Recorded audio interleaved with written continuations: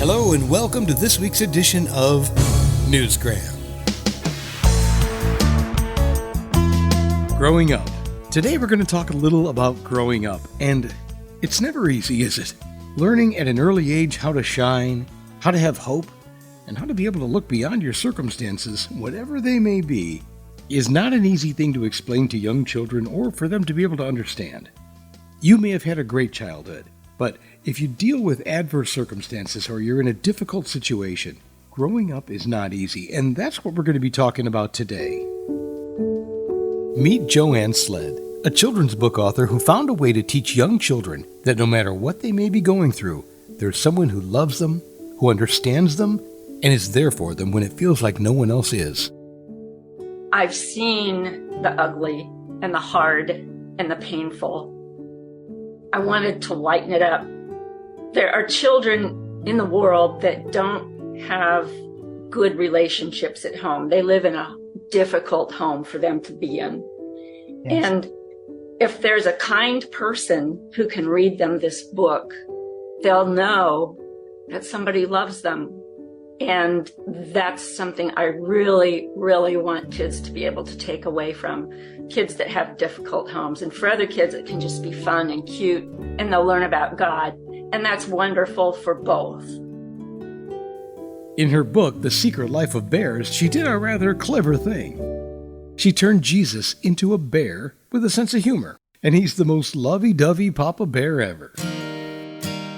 There's Baby Bear and Papa Bear, and those are the only two characters in the book, except for a few insects and animals. And Papa Bear just does everything Baby Bear needs. They go on adventures together in the jungle.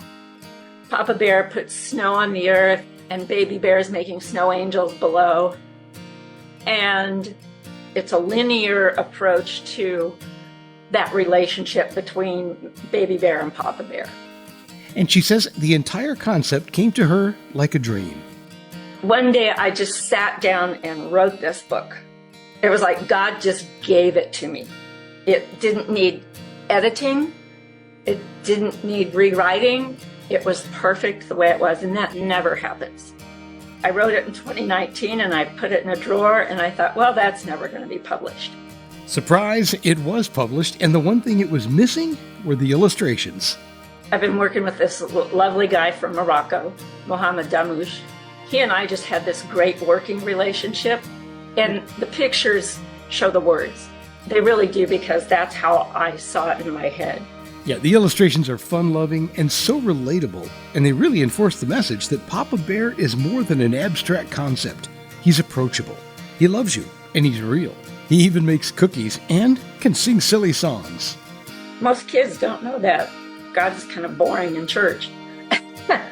I would like them to know that they can have fun with God, and that he's not judging, he's joyful, and he loves them.